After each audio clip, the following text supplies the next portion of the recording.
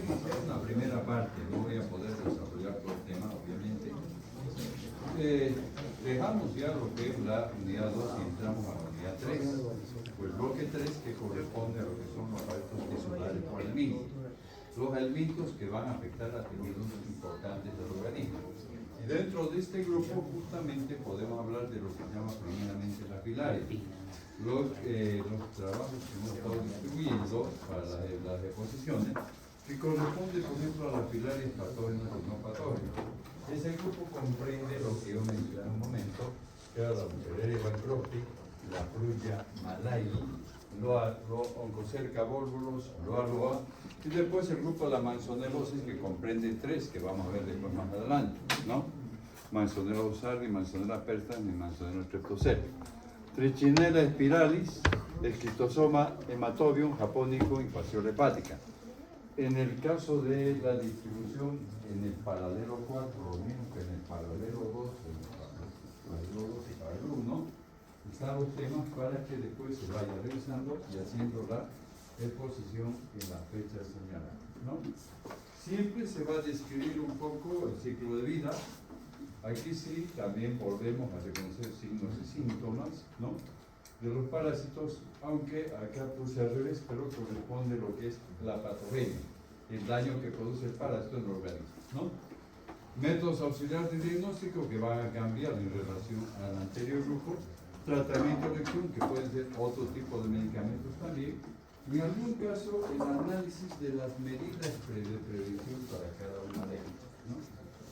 Y comenzamos a describir la filaria, pues prefiero hacer la introducción para después ya entrar en el tema en el curso del próximo día miércoles, ¿ya? Realmente las filarias son nematodos filiformes, generalmente largos, muy similares a los nematodos intestinales, aguzados extremos, presencia de una cutícula, etc., ¿no? Y lo importante es que los adultos se van a localizar los tejidos, o sea, localización tisular. Y las formas embrionarias o microfilarias generalmente se van a encontrar en la sangre y van a ir desarrollando en los tejidos y van a ser las formas en las cuales se va a llegar a un diagnóstico, ¿ya? Como ya decía, son nematodos filiformes, ¿no? Puede medir entre 2 a 50 centímetros, dependiendo de la especie, ¿no? Y presenta, como los nematoditos, una cavidad bucal, presenta un esófago, presenta todo una porción muscular anterior glandular, ¿no? La hembra del doble de tamaño que el macho. Siempre que hemos visto ya lo que corresponde a los nematoditos. Esto vamos pasando un poquito más rápido, ¿no? Dentro de la característica, es a la familia Filaridae y son parásitos del sistema circulatorio linfático muscular, tejido conectivo, ¿no? Y también pueden encontrarse en las cavidades serosas de los vertebrados, ¿ya? Conforme vamos a ir avanzando, vamos a ir viendo el biotario correspondiente. Las filarias son vivíparas. ¿Qué significa? Que va a dar lugar a la formación de larvas, no va a haber la formación de huevo, ¿ya? Y la morfología de localización, voy a apagar la luz para que se pueda ver mejor. La localización, por ejemplo, dentro del huésped, son útiles para poder, digamos, llegar al diagnóstico y ver de qué se trata, ¿ya? Por otro lado, la presencia de una membrana, esta es la forma embrionaria, que sobresale de los extremos, y la disposición de los núcleos, que inclusive ya sea de acuerdo a la división que se efectúa en las formas larvarias o microfilarias, es lo que permite hacer la diferencia entre las especies que se van a ir estudiando, ¿ya? Eso es lo que vamos a ver después en la parte práctica. Cuando haya las exposiciones, por ejemplo, generalmente al mismo tiempo se van a identificar en microscopios las formas para estar, para que ustedes puedan mirar, reconocer y ir adquiriendo lo que yo llamo la destreza en el reconocimiento, para que pues sea mucho más fácil. Llegó el momento cuando acabamos la exposición, acabamos la revisión de las láminas, como estamos haciendo, como hemos hecho en la parte de nematelmitos y platelmitos. Las principales filarias, que parecen al nombre, Buccelleria bancrofti, Brugia malayi, Oncocerca bulbulus y Loalba. Y los tejidos periviscerales corresponden a Manzonella osardi, Manzonella perstans y Manzonella streptocerca. Depende de la localización y la ubicación geográfica de las formas parasitarias. ¿Ya? En general, con aspecto de ciclo, las microfilarias son ingeridas generalmente por evolución en los vectores. Alcanzan la pared estomacal, pasan a los músculos torácicos y llegan a un estadio de larva a este nivel. Pueden sufrir dos mudas. Aquí intervienen bastante los vectores. También puede alcanzar el estadio larva filariforme, solo que no la mencionamos como larva filariforme. Vamos a mencionar más con la característica del parásitos y las diferencias morfológicas que se establecen entre uno y otro. Después, generalmente va a migrar a la probosis. ¿Qué es la probosis? Es el elemento morfológico de los vectores, de los mosquitos, que permite tomar contacto con el paciente y poder aspirar sangre, ¿no? Entonces, en un momento de una nueva picadura pueden penetrar activamente por la piel. Y vamos iniciando en lo que se llama la filariasis linfática. Infección producida por dos nematodos, se lo va estudiando juntos, Buccelleria bancrofti y Brugia malayi, que normalmente se localizan en el sistema linfático. La distribución geográfica, que voy a pasar por alto, en 120 millones de personas afectadas. Generalmente el mapa nos muestra distribución en América, en África y en la parte de Asia.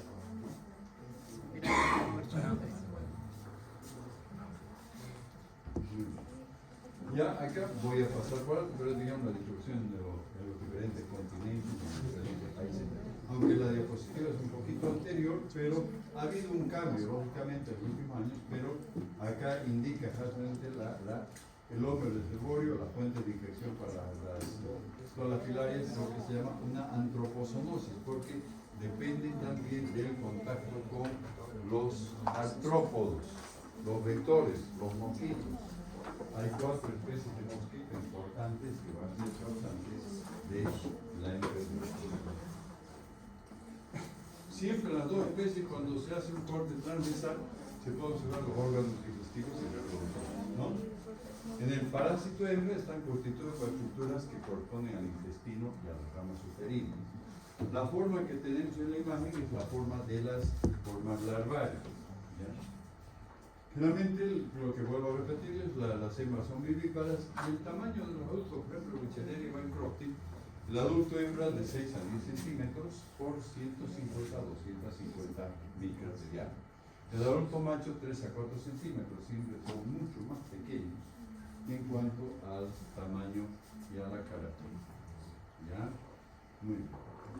Brugia malayi, justamente 5 a 6 centímetros por 160 micras, ¿no? Acá hay una imagen, pero voy a mostrarles si está la siguiente. En la parte práctica, generalmente vamos a observar la Buccelleria que va a estar como enroscada directamente. La vaina envolvente sobresale como una especie de una cinta. Los núcleos van a estar gruesos y superpuestos. Hay una parte de la morfología de las filarias que nos va a permitir el reconocimiento, nos va a permitir después en su momento poder reconocer y diferenciar para posteriormente hacer la evaluación. Entonces, fíjense este color, porque es con giemsa, el anterior era como hematocilina, ¿no? Hematocilina le da un color azul, pero este es el negro. Esto que cabalmente que se refiere, voy a mencionar solamente lo que es. Generalmente en la forma embrionaria se toma en cuenta longitud, diámetro, vaina, si está presente o ausente, se tiñe, paso cefálico, núcleos del cuerpo, extremos de la cola. Esto mismo lo voy a repasar en la parte práctica. Hay un cuadro cabalmente que se afirma antes donde están las diferencias y los aspectos morfológicos de las 4 especies. para no detallar mucho, porque esto tenemos que verlo en práctica y tenemos que ir anotando y detallando los aspectos que se tiene presentes. ¿Ya? La longitud, en el caso también lo mismo, los aspectos estos, pero voy a pasar por alto para que después en la parte práctica se pueda evidenciar mucho más. ¿Ya? En el ciclo de vida, acá es una parte literaria. Está claro para todos que los productos se encuentran principalmente en el sistema linfático del organismo, ¿no? Y las formas embrionarias, después de que el paso automático pasan a la sangre durante la noche, donde coinciden o son tomadas por mosquitos vectores, en lo que se desarrollan las larvas que son infectantes en nuevas picaduras. ¿Está claro? Y ahí tenemos los mosquitos, la imagen, por ejemplo. Ahí tengo, por ejemplo, que es Aedes, es Anopheles y Culex. Justamente dentro de uno de los capítulos más adelante tenemos que hablar algo de los vectores, la importancia de los vectores, la transmisión de los vectores, etc., ¿no? Y vamos a describir un poco la parte morfológica en su momento. Ahí tenemos el Geromanzonia, o sea que en concreto tendríamos justamente 4 especies de mosquitos que van a transmitir. Los mosquitos del género Aedes, del género Anopheles, género Culex y Manzonia. No estoy dando la especie porque depende, puede ser, por ejemplo, Cercopuntipenis o cualquier otra forma que se ciclo de vida. Entonces, ¿qué es lo que ocurre? Voy a partir primeramente que el paciente está infectado y las formas adultas están localizadas a nivel del sistema linfático, ¿verdad? Sea parasitado, etc. Pero voy a partir de aquí para volver a... Entonces, generalmente los adultos producen las formas embrionarias que se dirigen, que están circulando la sangre. Coincide con el hábito de los vectores de picar durante la noche, y cuando el mosquito vector que no está infectado pica, absorbe la sangre, y al absorber la sangre entran las microfilarias en su organismo. Se dirigen primeramente a la parte de lo que es la parte estomacal, de lo que es del estómago, pasan a los músculos torácicos y van desarrollando en estadio de larva, para después migrar hacia la cabeza del mosquito, especialmente a la probóscis. Y cuando este mosquito tiene la probóscis, necesita alimentarse, que no es el mismo de este. Entonces, ¿qué es lo que hace? Toma contacto con la piel, introduce la forma larvaria, se dirige al sistema linfático, puede pasar en algún momento las larvas a nivel de los pulmones, vamos a ver en su momento cuando hablemos del síndrome de Leffler, para luego desarrollar lo que yo les decía, las formas larvarias y continuar el ciclo que hemos mencionado. Es muy similar, los ciclos son bastante similares, ¿sí? O sea, cuando se alimenta un poquito pasa hacia Claro, lo que pasa es que hay que diferenciar los vectores que estén o no infectados. En este caso, si este mosquito que no tenía la infección, entonces al tomar contacto con el humano y absorber la sangre, absorbe la forma embrionaria. Claro, va a otra persona y va a pegar. Y este otro, cuando digamos que este va y continúa y pica a otra persona, ¿no? Normalmente, o sea, el ciclo para que el pasto pueda desarrollar, tiene que comprender lo que es, por un lado, lo que es el desarrollo del organismo, el desarrollo del vector. Por eso que justamente tiene que coincidir. No es que sin los vectores no hay desarrollo de forma. Pero sin embargo, a través de los tiempos se ha ido produciendo este tipo de ciclo para la reproducción del parásito. ¿Ya? Ahora, no sé si hay alguna duda más. La patología. Voy a mencionar un poco la parte de la patología, ¿no? o sea, todos los grados de la afección que va a haber. Generalmente son periodos muy largos de incubación, puede ir de 1 hasta 18 meses. Y lo primero, si está obstruyendo los ganglios linfáticos o el sistema linfático, entonces va a producir, por ejemplo, justamente una dilatación de los vasos, porque tiene que circular la linfa, ¿verdad? Y, por ejemplo, afecta mucho al sistema genital masculino y origina, por ejemplo, acúmulos de líquido dentro de la vaina, por ejemplo, del testículo. Quilocele se refiere justamente a que en el sentido que la linfa va a ir directamente al sistema urinario y el paciente después va a eliminar una orina lechosa, porque hay obstrucción de todo lo que es los conductos linfáticos en el transcurso del tiempo. Lo ideal es detectar en las primeras etapas. Una segunda etapa, generalmente haber un proceso inflamatorio de una linfangitis. El endotelio comienza a hipertrofiar, ¿no? Y comienza a continuar, por ejemplo, la obstrucción. Por los parásitos adultos van a seguir desarrollando nueva entrada de parásitos para permitir que obstruya y complete. No se olviden que muchas veces son cientos de mosquitos que pueden tomar contacto con el paciente. La tercera etapa, linfangiásica, cuando se han obstruido los linfáticos y la linfa sale a los tejidos circundantes.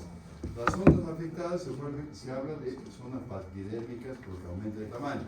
Se forma un pliegue, fíjense la diferencia. Y en ese pliegue muchas veces por el roce generalmente va a haber una infección sobreañadida. ¿Ya? ¿Está claro hasta aquí o repito de nuevo?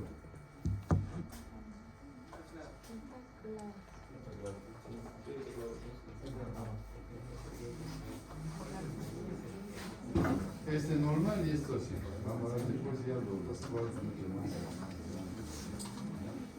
entonces lo que vuelvo a repetir, generalmente va a afectar a la parte testicular, por ejemplo, va a afectar a la vaina periférica donde va a aumentar el líquido.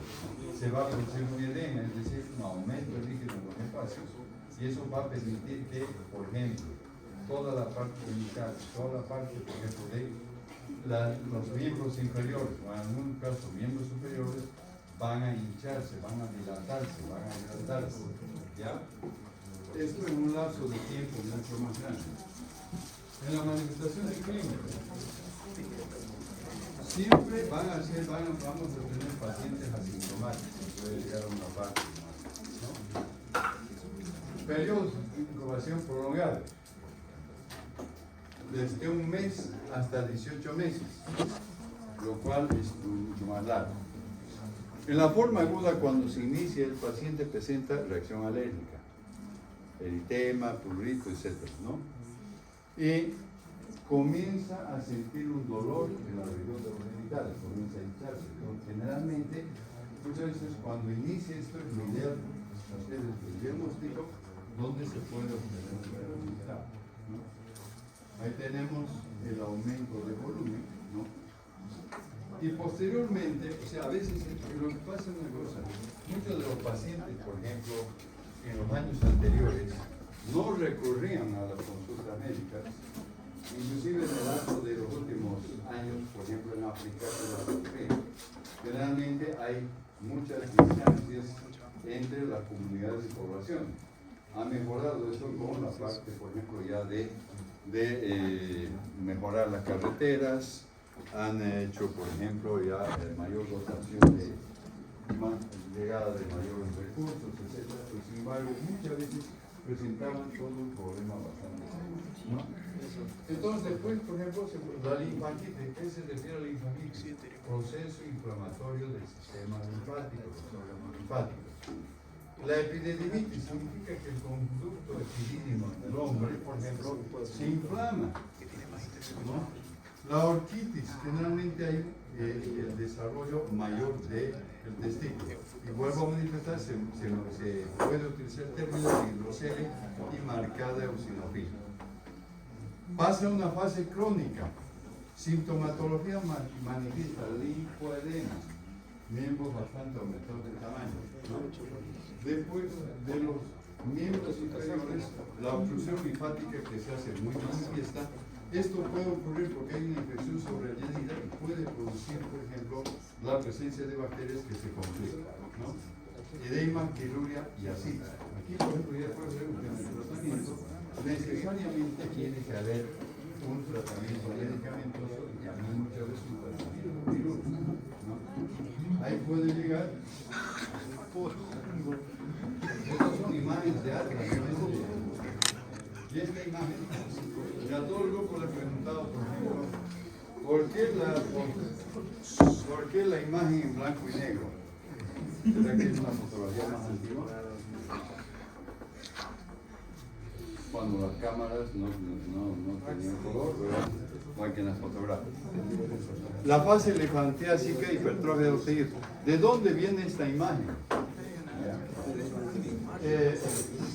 Voy a mencionar esto para concluir. Generalmente, ¿qué es lo que en los años pasados, o sea, a partir, por ejemplo, de fines de 1800 o inicios, inclusive mucho más antes, o de la década de 1900, generalmente hubo lo que era, digamos, la colonización, hablaré en esos términos, de países de África por justamente los europeos que vinieron para obtener beneficios, no entraremos en detalle. Y entonces, lógicamente, se acompañaban de grupos de soldados que protegían a todos los exploradores, etc. Y también la parte médicos. Entonces, lo que llamaba la atención, entonces, digamos, realmente esto viene a ser en el Congo, porque en su momento, hasta el año 1966-67, se hablaba del Congo belga porque los belgas estaban, digamos, en el país. Entonces les llamó bastante la atención, ya comenzaron a estudiar y tomaron una imagen a un grupo de habitantes propios del lugar con las características del aumento de tamaño y lo que afecta a los genitales humanos. Eso es lo que cabalmente yo siempre menciono, por eso me puse esta imagen en blanco y negro. ¿Ya? Muy bien. Ahí viene eso, la educación clínica, ya que estamos acá. El diagnóstico, las bases clínicas y epidemiológicas. Ver los pacientes, identificar las áreas de donde provienen, ¿no? Y el diagnóstico, muy rápidamente, examen de sangre coloreado con 15. Método de concentración de NOT, también mayor posibilidad de encontrar la pilares es importante entre las 10 de la noche y 2 a.m. ¿Por qué? Porque coincide con el hábito nocturno de los pescadores. ¿Ya? La prevención un poco complicada, ¿no? Generalmente ambientales, diseminación de los grupos que viven hacinados en viviendas donde habitualmente existe mucha proliferación de vectores, ¿no? En barrios pobres de zonas tropicales. Es una enfermedad parasitaria que generalmente se considera también una enfermedad tropical en muchos países que determina justamente los controles y determinar, por ejemplo, el tratamiento en cada grupo. En cuanto a la prevención, no es tan fácil la reducción de vectores. Mayormente son a nivel personal, tomar medidas dentro de evitar la picadura. En el tratamiento, con esto concluyo, el medicamento que se ha utilizado, la ditilcarbamazina, que actúa para estos adultos, es un medicamento que ha cambiado porque actualmente se utiliza mucho más la ivermectina, que actúa la microfilari. En algunos casos se utiliza la combinación de ivermectina con albendazol. La ditilcarbamazina 6 miligramos o 20 a 400 microgramos. Combinado con albendazol se ha visto que existe una buena respuesta favorable.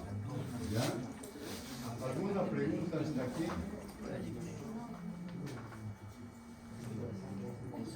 ¿Alguna duda? Entonces, si hemos entrado esto, en el curso de la próxima semana vamos a hacer un avance mucho más dinámico para poder ver oncocerca lo probablemente para que podamos, tal vez, no tal vez, sino que